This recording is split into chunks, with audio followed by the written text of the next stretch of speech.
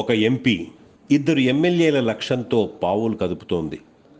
బలమైన బాలశౌరిని జేఎస్పీ అభ్యర్థిగా దించి బందర్లో పాగా వేయటానికి ప్లాన్ ఓకే చేసింది. ఈ నెల 18న 22న జనసేన పార్టీ అధినేత పవన్ కళ్యాణ్ సమక్షంలో జనసేన పార్టీలో చేరటానికి బాలశౌరి ముహూర్తం సిద్ధమైనట్లు విశ్వసనీయ వర్గాల సమాచారం. మచిలీపట్నం పార్లమెంటు స్థానంలో జనసేన పార్టీ అభ్యర్థిగా ఎంపీ బాలశౌరిని జనసేన పార్టీ అధ్యక్షుడు పవన్ కళ్యాణ్ ప్రకటించే అవకాశం ఉంది.